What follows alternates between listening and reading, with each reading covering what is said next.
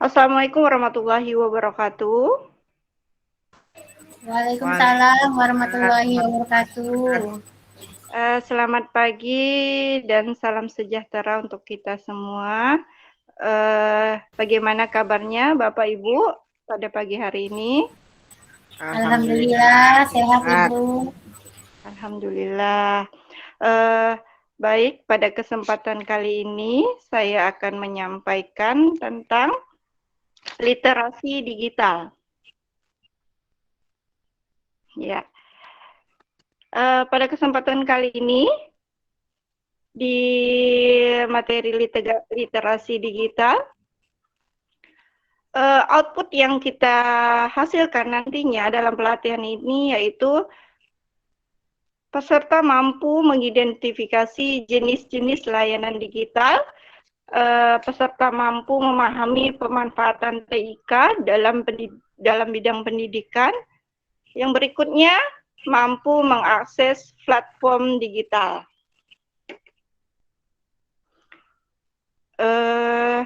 Di slide yang saya sampaikan, yang saya lihatkan, ada beberapa gambar. Gambar pertama yaitu Google dan Microsoft. Ada yang tahu Bapak Ibu apa itu di gambar pertama?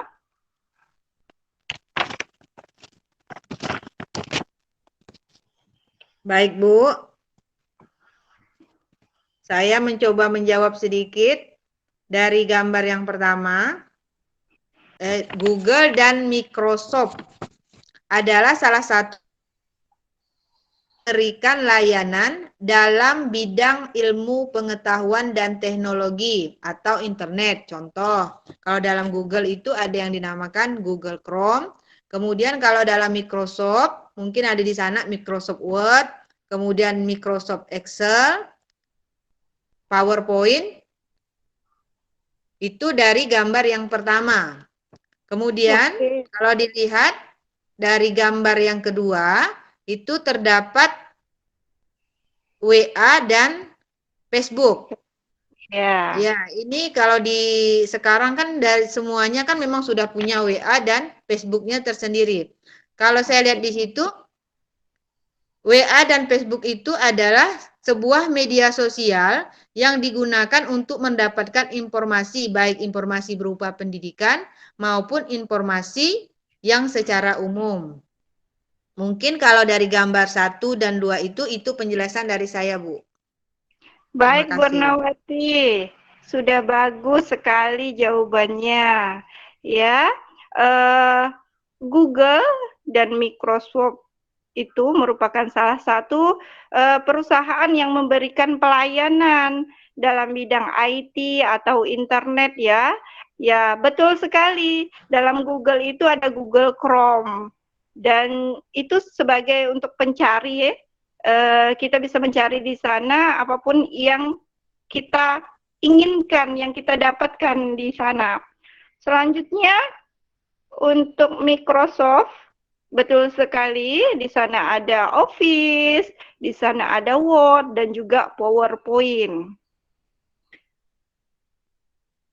Selanjutnya, kita sudah mengenal berbagai macam perangkat, yaitu di gambar 1 dan gambar 2. Perkembangan zaman sejauh ini yaitu menginginkan kita untuk lebih mengenal digital ya. Kebutuhan zaman sangat menginginkan kita harus berkembang maju untuk memenuhi zaman kita yang era digital sekarang ini. Di slide berikutnya saya akan menjelaskan komponen perangkat di dalam komputer ya. Perangkat di sini yaitu ada perangkat keras atau hardware. Perangkat keras atau hardware itu meliputi CPU, mouse, dan LCD. Itu merupakan salah satu contoh perangkat keras. Sedangkan perangkat lunak itu ada pemrograman seperti aplikasi yang tadi disebutkan. Aplikasinya ada Word, Excel, PowerPoint, dan juga ada pengolahan kata. Dan komponen perangkat yang ketiga yaitu manusianya, adalah orang penggunanya, pengguna literasi digital saat ini. Kita lanjut ya. Ya, konsep literasi digital yang pertama itu ada pengertiannya. Pengertian literasi digital itu merupakan pengetahuan secara kecakapan pengguna dalam memanfaatkan media digital seperti alat komunikasi, jaringan internet, dan lain sebagainya. Ya, di era digital ini kita harus memanfaatkan. Lebih mudah kita akan menggunakan HP, Telegram, dan lain-lain ya. Manfaat dari literasi digital, salah satunya yaitu memudahkan mencari informasi terkini secara tepat, memperluas jaringan melalui media sosial, mempermudah proses komunikasi, berpikir lebih kritis, kreatif, dan inovatif dalam memecahkan suatu masalah. Penerapannya yaitu menyediakan kelas virtual seperti yang dilakukan selama pandemik, itu bisa diterapkan untuk pemanfaatan literasi digital, mengarsipkan digital biar lebih hemat, jadi bisa disimpan di rumah belajar, di sosial media yang lainnya, dan memanfaatkan media sosial sebagai sarana peningkatan sarana dan peningkatan usaha dan kewirausahaan. Selanjutnya penerapannya juga untuk bisa kita browsing untuk mencari pekerjaan. Lanjut.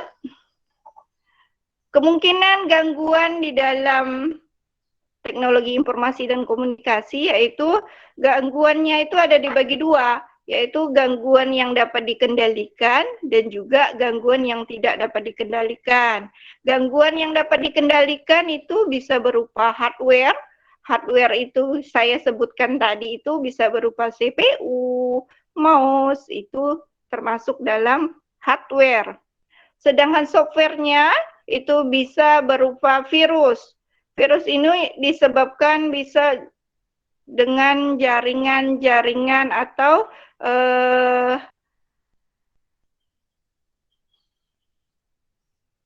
jaringan-jaringan atau aplikasi yang kita gunakan.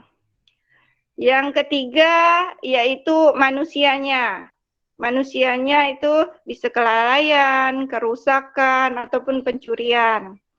Oke, kita lanjut. Gangguan yang tidak dapat dikendalikan bisa dari alam, bisa cuaca. Kalau sedang hujan atau sedang ada gempa, otomatis jaringan di sana tidak akan baik dan sempurna sinyalnya.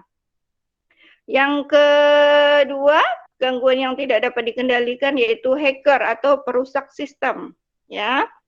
Selanjutnya, yang biasa kita gunakan perangkat TIK pada platform teknologi sekolah penggerak. Itu di sana juga terlihat ada perangkat komputer, laptop, dan HP. Jadi sekolah penggerak itu diharuskan memanfaatkan teknologi yang tersedia di sekolahnya. Apalagi dengan HP lebih mempermudah siswa mengakses informasi pembelajaran dengan lebih efisien. Selanjutnya, jadi komputer, setiap perangkat TIK atau komputer itu, smartphone membutuhkan operasi untuk membuatnya dapat beroperasi. Demikian juga dengan platform. Platform teknologi atau aplikasi dapat memperoleh pengalaman dan manfaat maksimal dari platform teknologi sekolah penggerak pada saat produk-produk atau aplikasi pada platform itu mulai hadir pada saatnya. Jadi yang kita perlu perhatikan atau persiapkan itu spesifik perangkat yang kita miliki. Jadi harus ada kriterianya sehingga bisa membuat lebih banyak data-data yang kita input. Salah satunya sistem operasional yang digunakannya. Misalnya komputer menggunakan apa? Word window yang 10, window yang lebih besar atau yang lebih canggih lagi. Yang keduanya juga ukuran RAM-nya. Sebaiknya RAM yang terdapat di laptop atau HP itu RAM-nya memuat kapasitas yang agak besar. Selanjutnya, dari platform itu, bagaimana caranya kita mendapatkan platform di HP kita, di laptop kita? Ada dua cara untuk mendapatkannya atau mengoperasikannya sebuah platform teknologi atau aplikasi. Yang pertama, memasangnya atau menginstal pada perangkat yang kita miliki. Kalau komputer, itu dengan cara dilakukan menyediakan aplikasi dalam bentuk satu aplikasi format untuk dapat langsung dipasang, diinstal pada perangkat komputer atau desktop. Bisa menggunakan Google Chrome yang tadi, misalnya kita mau mengakses rumah belajar. Ya, jadi di rumah belajar di Google Chrome itu kita bisa ketik sendiri rumah belajar dan akan tampil dan kita bisa mendownloadnya di perangkat kita masing-masing. Selanjutnya, kalau di Android itu bisa juga kita akses menggunakan Play Store. Ya, di Play Store itu ada satu aplikasi yang berada di HP, bisa kita gunakan atau bisa langsung kita klik. Misalnya kita juga akan mengakses rumah belajar, ya, kita tinggal tulis di sana. Di Play Store itu kita tulis misalnya rumah belajar. Jadi tinggal klik dan diinstal. Sehingga platform itu sudah ada di HP kita masing-masing. Seperti itu. Jadi setelah itu kita sudah mendapatkan platform, juga kita bisa mengaktifkan aktivasi akun belajar masing-masing. Jadi setiap guru itu sudah mempunyai akun belajar masing-masing yang diinputkan oleh operator sekolah masing-masing. Mengapa akun pembelajaran diakses? Itu mempermudah materi, informasi akan dikirim ke alamat pos elektronik akun pembelajaran. Yang kedua, akun pembelajaran akan menjadi salah satu jalur komunikasi resmi Kemendikbud ke pendidikan, pendidik, dan tenaga pendidik. Yang ketiga, akun belajar akan digunakan untuk mengakses aplikasi resmi Kemendikbud. Yang keempat, akun pembelajar yang sudah siap pakai atau sesuai struktur satuan pendidikan masing-masing. Jadi, kalau kita sudah mempunyai akun belajar, kita bisa mengakses informasi pendidikan yang update dari Kementerian Kebudayaan, sehingga mempermudah sekali kita mendapatkan ilmu, dan juga peserta didik bisa juga mengakses seperti rumah belajar, seperti itu. Baik, dari penjelasan saya ada yang ingin ditanyakan? Bu Nawati, ada yang belum paham tentang literasi digital? Sudah paham, Bu. Oke, sudah paham. Gimana Bu Dina? Apakah sudah paham? Kalau sudah paham, saya boleh menanyakan tentang apa sih manfaat literasi digital itu yang Ibu rasakan? Baik Ibu, terima kasih Bu. Menurut saya manfaat dari literasi digital ini sangat banyak sekali ya Bu untuk kita sebagai pendidik, apalagi di masa pandemi seperti ini. Kita dituntut tetap mengajar anak, salah satunya dengan menggunakan aplikasi-aplikasi yang disiapkan oleh pemerintah itu Bu. Tadi yang seperti Ibu jelaskan itu, kita menggunakan akun belajar. Nah, seperti itu Bu. Di situ kan banyak aplikasi Meet, kemudian di situ ada juga rumah belajar. Nah, itu semua itu bisa kita gunakan apabila kita mengerti tentang menggunakan digital tersebut, Ibu. Nah, jadi dari sini dapat kita pahami bahwa sangat penting sekali, Bu, untuk mempelajari dari pemanfaatan digital tersebut. Terima kasih, Bu. Ya, bagus, baik sekali Bu Dina. Memang manfaat dari literasi digital itu sangat dirasakan pada masa pandemik ini ya. Soalnya keterbatasan aktivitas kita membuat kita harus belajarnya serba di rumah. Jadi kita perlu sekali dalam mengakses digital ini, menyampaikan informasi kepada peserta didik, dengan bisa mengakses rumah belajar, bisa menggunakan tadi yang disebutkan Ibu Dina seperti Zoom. Jadi kan kita bisa berbagi informasi dan mengakses apa saja, pelatihan apa saja bisa diinformasikan atau diakses untuk peserta didik maupun pendidik. Ya. Baik, paham? Sudah paham atau masih ada yang kurang paham? Silahkan dipertanyakan lagi. Sudah, Bu, sudah paham. Oke, Bu Ernawati sudah paham? Cukup, Bu. Ya. Paham. Baik. Saya berharap digitalisasi ini harus diterapkan di perkembangan era zaman kita sekarang ini.